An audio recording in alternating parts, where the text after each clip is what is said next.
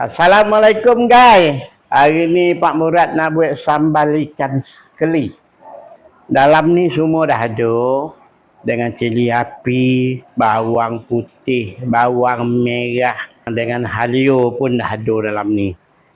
Goreng dulu. Tu dah. Dah goreng.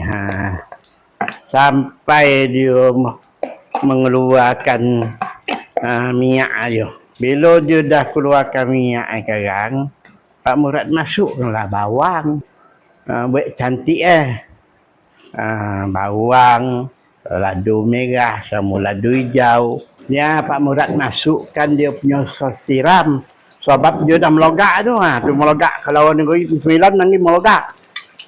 Melogak panggil dah melogak tu masukkan dia punya sos tiram. Masukkanlah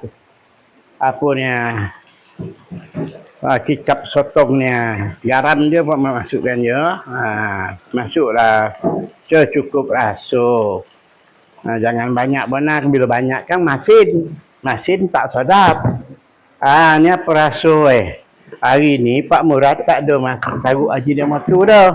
Pak Murad minta maaf lah mana yang marah Pak Murad taruh Ajinomoto tu. Hari ni Pak Murad tak ada taruh Ajinomoto.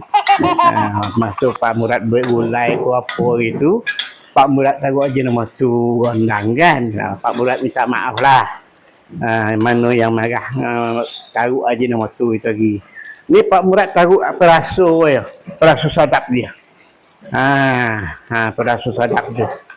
Hai guys, Pak Murad nak masukkan bawang ni pula. Dia dah ada bawang tadi tu. Hari ni Pak Murad masukkan bawangnya. Biar ada nampak bawangnya tu. Barulah sambal nemu Ada juga sambal yang tak berbawang. Ni sambal berbawang. Ada sambal berbawang. Lepas tu Pak Murad masukkanlah cili dia.